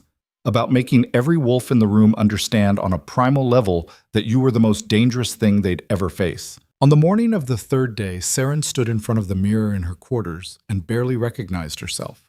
The girl who'd been sold to Iron Hollow was gone. In her place stood someone harder, sharper, with eyes that didn't look away. Someone who knew exactly what she was capable of.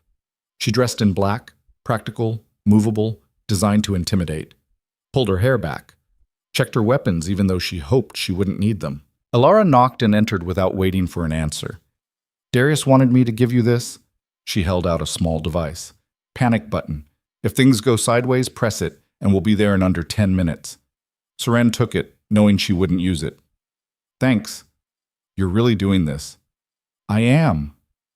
Then do me a favor. Alara's expression was serious. Don't just survive. Win. Seren smiled, and this time it had teeth. That's the plan. She drove to Asheville alone, leaving just after sunset. The old estate sat on the eastern edge of territory, isolated and imposing. Lights blazed from every window. The meeting was already underway. Seren parked a half-mile out and approached on foot, letting her wolf senses map the security. Guards at every entrance, patrols circling the grounds, cameras covering the approaches, all facing outward.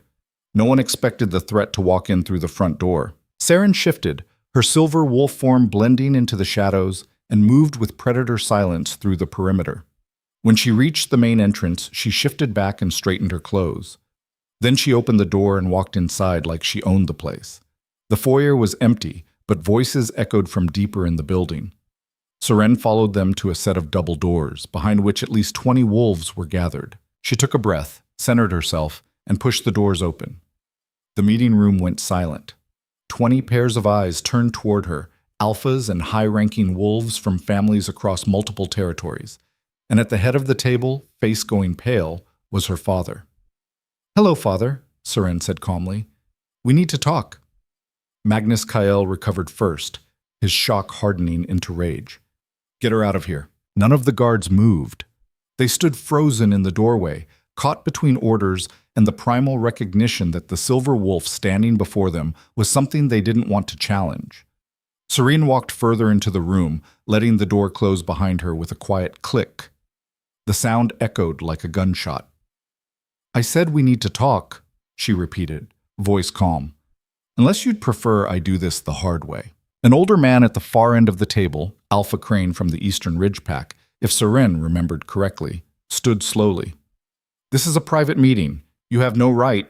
"I have every right." Seren's eyes swept the room, cataloging faces. Most she didn't recognize, but a few were familiar from old pack gatherings. "You're here to discuss me, aren't you? How to contain the dangerous silver wolf, how to discredit her before she becomes a problem." She smiled without warmth. "I thought I'd save you the trouble and introduce myself properly." "You're trespassing," another alpha said, a woman with gray streaking her hair and cold eyes. "Breaking into sovereign territory." "Asheville isn't sovereign anymore. My father's exile stripped those protections."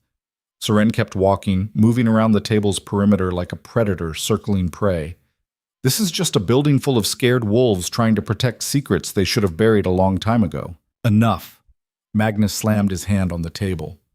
"You want to talk? Fine. Let's talk about how you destroyed your own family, how you turned on your blood for what? Revenge? Power? Justice," Seren corrected. "There's a difference." "Is there?" Magnus's voice dripped venom. "You stood in front of cameras and dragged our name through the dirt, made us look like monsters." "You are monsters." The words came out flat, factual. "You poisoned a 12-year-old child for 10 years because you were afraid of what she'd become. You experimented on your own bloodline, killed the ones who didn't survive, and buried the evidence. That's not family, that's systematic abuse." Murmurs rippled through the room. Several alphas shifted uncomfortably. "Those are allegations," Magnus said, "not facts. The council has the medical records, the financial trails, testimony from survivors." Seren stopped walking, positioning herself so she could see everyone in the room. "It's over, Father. The only question now is how many of you go down with him." That got their attention. The murmurs grew louder, more agitated. Alpha Crane stepped forward. "What are you implying?" "I'm saying half the wolves in this room have used similar methods. Suppression, forced binding, convenient accidents." Seren's gaze swept across them. "You thought my story would scare other bloodlines into silence. Instead, it's opening floodgates. 12 wolves came forward in the past week alone. How many more do you think are waiting?" The room erupted. Alphas started shouting, at Seren, at each other, at Magnus. Accusations flew. Someone mentioned lawyers, someone else threatened violence. Seren just stood there, watching the coalition her father had built tear itself apart. Then Magnus shifted. It happened fast. One moment human, the next a massive dark brown wolf launching across the table straight at Seren's throat. She'd been expecting it. Seren shifted mid-dodge, her silver wolf form manifesting in under 3 seconds. Magnus's teeth snapped on empty air as she rolled beneath him, came up behind, and used his momentum to throw him into the wall. He hit hard enough to crack plaster, but recovered immediately, wheeling to face her with lips pulled back in a snarl. The other alphas scattered, giving them space, and Seren realized this was exactly what her father wanted. A physical confrontation, a chance to paint her as the aggressor, the unstable daughter who attacked without provocation. She shifted back to human, raising her hands. "I'm not here to fight you." Magnus shifted too, breathing hard. Blood trickled from a cut on his forehead. "Then why are you here?" "To give you a choice." Seren kept her voice level, despite her racing heart. "You can keep fighting this, keep hiring mercenaries, keep spreading lies, keep trying to destroy me, or you can accept that you lost and walk away." "Walk away from what?" "You've already taken everything." "Not everything." Seren glanced around the room. "You still have your life. Your freedom, once the exile's done. A chance to disappear and never bother anyone again." She met his eyes. "That's more than you gave the wolves who didn't survive your experiments." Magnus's face twisted with something ugly. "You self-righteous little—" "I'm giving you a choice," Seren interrupted. "More than you ever gave me. Take it or don't. But if you come after me again, if you send one more mercenary or spread one more lie, I will make it my personal mission to destroy every single thing you've ever cared about." The threat hung in the air, absolute and undeniable. Magnus stared at her, chest heaving, and for the first time Seren saw something other than rage in his eyes. Fear. He was afraid of her. The realization sent a shock through her system. Her entire life, this man had been an insurmountable force, authority incarnate. And now he looked at her like she was the dangerous one. Because she was. "You're not my daughter anymore," Magnus said quietly. "I never was. Not the way you wanted." Seren's throat tightened, but she kept her voice steady. "You wanted someone weak, someone you could control. That was never going to be me." Magnus turned away, shoulders rigid. "Get out." "Gladly." Seren looked at the other alphas, most of whom were trying very hard not to meet her eyes. "Anyone else want to discuss how to contain me? Now's your chance." Silence. "Didn't think so." Seren walked toward the door, then paused. "Oh, and one more thing. The Council's expanding their investigation. They'll be looking into suppression practices across all territories. If I were you, I'd start preparing for some very uncomfortable questions." She left them with that, walking out of the estate with her head high and her hands steady. It wasn't until she reached her car that she let herself shake. She'd done it. Walked into a room full of hostile alphas and walked back out alive. More than alive. Victorious. Her comm buzzed. Darius. "You're not dead," he said by way of greeting. "Not even close." "Good. Because we have a situation." Seren's stomach dropped. "What kind of situation?" "The kind where half the packs in the Southern Territories want to meet you. You just became the most famous wolf in 3 regions. Seren closed her eyes. "That's not good." "Depends on what you do with it." Darius paused. "Come back to the compound. We need to talk about your future." The drive back felt longer than the drive out. Seren's mind spinning with everything that had just happened. She'd confronted her father, scattered his allies, made it clear that she wasn't going to be pushed around anymore. But now what? When she arrived at the compound, Darius was waiting in his office with Alara, and someone Seren didn't recognize. A young woman, maybe 19, with nervous eyes and hands that wouldn't stop fidgeting. "Seren, this is Maya Frost," Darius said. "She came here looking for you." Maya stood quickly, nearly knocking over her chair. "I saw your press conference. The things you said about being suppressed, being told you were worthless," her voice cracked. "That's me. That's my family. And I thought maybe you could help." Serene's chest constricted. She looked at Darius, who nodded slightly. "Maya's from the Northern Ridge Pack," he explained. "Her family's been medicating her since she was 14, same pattern as yours." I didn't know it was wrong, Maya said quickly. Not until I saw you, until I realized that maybe I'm not broken. Seren recognized the desperation in her voice, the hope mixed with terror. She'd worn that same expression 3 weeks ago. You're not broken, Seren said gently. But fixing this, it's not easy. It's painful and dangerous, and there's no guarantee. I don't care. Maya's jaw set with sudden determination. I want to know what I really am, even if it kills me. Seren looked at Darius again. He spread his hands. Your call. But she's not the only one. We've had 15 inquiries in the past 2 days. Wolves who think they might have been suppressed, asking for help. The weight of it settled over Seren like a mantle. She'd exposed what her family had done, thinking it would bring justice for herself. But it had become bigger than that, become a movement, and people were looking to her to lead it. I don't know how to do this, she admitted. Neither did I when I became High Alpha, Darius said. You figure it out as you go.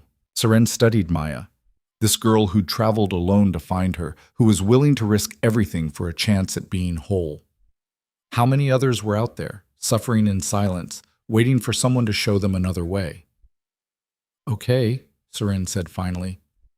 I'll help, but I'm not doing this alone. Over the next 2 weeks, something unprecedented happened. Wolves started coming to Darius's compound, not to challenge, not to fight, but to seek sanctuary. Young wolves who'd been suppressed, older wolves who'd survived their families' attempts to control them, even a few who'd been cast out like Seren had, discarded and forgotten. Dr. Chen set up a proper medical wing to handle the detox protocols. Darius assigned trainers to help new shifters learn control. Ilara coordinated housing, food, supplies, all the logistics of suddenly supporting 30 people instead of the usual 15. And Seren found herself at the center of it, whether she wanted to be or not. Maya was first to successfully shift, a russet-colored wolf, smaller than Seren but fast and fierce. She cried afterward, human again, and wrapped in a blanket, unable to articulate the relief of finally being whole. Seren understood. She'd felt the same way. Thank you, Maya whispered. I didn't think anyone would believe me. I believe you, Seren said, and you're not alone anymore. But not everyone was grateful. 3 weeks after this confrontation at the estate, the council summoned Seren to explain what they called unauthorized sanctuary operations. She stood before the same 5 council members who'd ruled in her favor, but this time their expressions were considerably less friendly. You're harboring wolves from multiple territories without proper authorization, Elder Thorne said, some of whom are still legally bound to their home packs. I'm helping them, Seren corrected. There's a difference. Is there? Because several pack alphas have filed complaints. They say you're stealing their members, encouraging defection. I'm offering them a choice. Seren kept her voice level. Something their packs never did. That's not your decision to make. Then whose is it? Yours? Seren looked at each council member in turn. You opened the investigation into suppression practices. You made it legal to question what families have done. But now that wolves are actually leaving abusive situations, you want to force them back? We want to maintain order, Elder Voss said sharply. What you're doing, gathering wolves from different packs, different bloodlines, it's creating instability. Good. The word came out harder than Seren intended. The old stability was built on silence and abuse.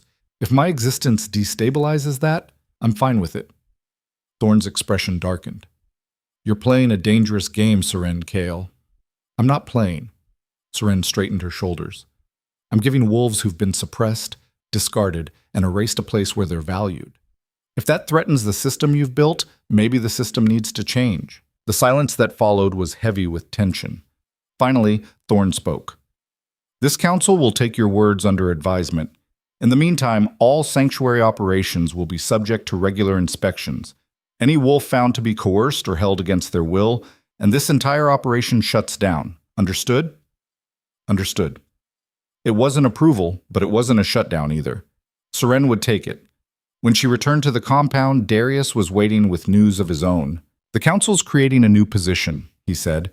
Advocate for suppressed wolves. Someone to oversee cases, coordinate resources, make sure families can't bury evidence like they used to. That's good. They want you to fill it. Seren stopped walking. What? You'd work directly with the council, have authority to investigate claims, provide sanctuary, coordinate with medical professionals. Darius watched her carefully. It's essentially making official what you're already doing. I'm 22 years old. I shifted for the first time a month ago. I don't... You're the most qualified person alive for this position, Darius interrupted. You've lived it, survived it, and you're the only wolf who's managed to turn personal trauma into systemic change. That counts for more than age or experience. Seren thought about Maya, about the other wolves who'd come here desperate and afraid, about the ones still out there who didn't know they had options. What if I fail? Then you fail. But at least you tried. Darius's expression softened slightly. You don't have to decide now. Think about it. Seren did think about it. For 3 days, while continuing to help new arrivals, to train with the others, to build something that looked almost like a community. On the 4th day, she gave the council her answer. I'll do it, but on one condition. Thorn raised an eyebrow. Which is? I choose my own team. No council oversight on personnel. If I'm doing this, I'm doing it with people I trust. The council members exchanged glances. Agreed, Thorn said finally. But results matter. If this position doesn't show measurable impact within a year, it dissolves. Fair enough? They formalized it that afternoon. Paperwork, oaths, all the bureaucratic machinery that made pack law function. When it was done, Seren was officially the Southern Territory's first advocate for suppressed wolves, and she had no idea what she was doing. Alara found her that evening, sitting on the balcony outside her quarters and staring at nothing. Congratulations, Alara said, sitting down beside her. How does it feel? Terrifying. Good. If you weren't scared, I'd be worried. Alara handed her a glass of something amber-colored. Drink. You've earned it. Seren took a sip, felt the burn all the way down. What if I can't do this? What if I let them down? Then you let them down, but you won't. Alara looked out over the compound, where lights glowed from windows and voices drifted up in easy conversation. You gave all of them something they thought they'd lost. Hope, purpose, a future. That's not nothing. It doesn't feel like enough. It never does. Alara smiled slightly. Welcome to leadership. 6 months passed. The sanctuary grew from 30 wolves to 70. Dr. Chen hired 2 additional physicians to handle the medical load. Darius expanded the compound's facilities, adding housing units and training spaces. And Seren learned, through trial and error and more mistakes than she wanted to count, how to do the job she'd been given. Some cases were straightforward. Young wolves with clear suppression, families who backed down the moment council authority got involved. Others were nightmares of legal complexity, political maneuvering, and outright hostility. Seren handled them all, backed by a team that included Alara, Dr. Chen, Kira Hale's forensic expertise, and a rotating group of recovered wolves who understood the fight from the inside. Not every wolf they helped survived the transition. 3 died during detox complications. 5 more couldn't handle the psychological trauma and left, preferring the numbness of suppression to the pain of recovery. Each loss hit Seren like a physical blow. But there were victories too. Maya became one of the sanctuary's trainers, helping newly shifted wolves learn control. A young man named Terrence, who'd been suppressed for 15 years, successfully shifted into a massive gray wolf and cried for an hour afterward. An older woman named Iris reconnected with her daughters after 20 years of forced estrangement. Small moments, quiet transformations. Lives reclaimed one hard-fought step at a time. And slowly, grudgingly, the broader pack community started to notice. Seren was invited to speak at pack conferences. News outlets ran features on the sanctuary's success rate. Even some of the alphas who'd been hostile initially began referring cases to her instead of trying to handle suppression claims internally. It wasn't universal acceptance. There were still packs that saw her as a threat, families that resented her existence, wolves who thought she was making problems where none existed. But she was making a difference. And that was enough. On the 1-year anniversary of her first shift, Darius threw a gathering at the compound. Not quite a celebration, but something close. Wolves from across the Southern Territories came, most of them people Seren had helped or worked with over the past months. She stood on the main hall's balcony, watching them mingle below, and felt something she hadn't felt in a long time. Pride. You've done well, Darius said, appearing beside her with 2 glasses of wine. We've done well, Seren corrected, accepting the glass. I couldn't have done any of this alone. True, but you started it. Darius raised his glass. To the girl who refused to stay buried. Seren clinked her glass against his, swallowing past the sudden tightness in her throat.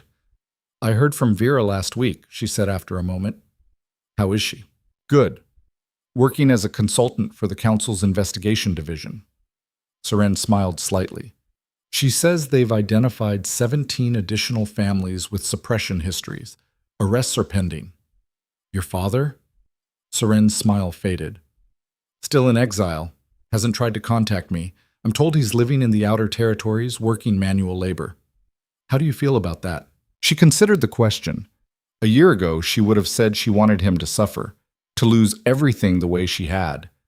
But now, I feel nothing, she said finally. He's not worth the energy. And she meant it. Magnus Kyle had spent 10 years trying to erase her, and in the end, all he'd done was create someone stronger than he could ever imagine. Someone who'd turned pain into purpose, trauma into transformation. She wasn't his daughter anymore. She was herself, fully and completely. The gathering lasted late into the night. Seren made her rounds, talking to wolves who wanted to thank her, to share their stories, to just exist in a space where they were valued. Near midnight, she found Maya outside, shifted into wolf form and running circles in the training yard with 3 others. Seren shifted and joined them. They ran together through the compound's grounds, silver and russet and gray and black, a pack built not from blood or obligation, but from choice and shared survival. And for the first time in her entire life, Seren felt like she belonged. Not because someone told her she could, but because she'd fought for it, earned it, built it from the ground up with her own scarred hands. When they finally shifted back, breathless and laughing, Maya flopped onto the grass. I never thought I'd have this, she said, staring up at the stars. Friends, freedom, a future. Neither did I, Seren admitted. What changed? Seren thought about it. About Iron Hollow, and the Detox and the council hearing. About every moment that had led from being sold like cargo to standing here, now, whole and unbroken. I stopped waiting for permission to exist, she said finally, and started proving I had every right to. Maya smiled. Good lesson. Took me a while to learn it. They lay there in comfortable silence, watching the stars wheel overhead, and Seren felt the weight of the past year settle into something almost like peace. She wasn't healed. Probably never would be. Not completely. The scars ran too deep, the damage too extensive. But she was here, alive, fighting. And she'd built something that mattered, not just for herself, but for every wolf who'd been told they were worthless, for everyone who'd been suppressed, discarded, erased. She'd given them proof that survival was possible, that reclaiming power was possible, that becoming more than what tried to destroy you was not just possible, it was inevitable if you refused to give up. Seren Kyle had been rejected by the world, buried by her family, and written off as broken beyond repair. Now she stood as proof that the rejected could rise, that the buried could break free, that the broken could forge themselves into something unbreakable. And no one, not her father, not the council, not the entire pack system, would ever make her small again. She was silver, she was strong, and she was just getting started.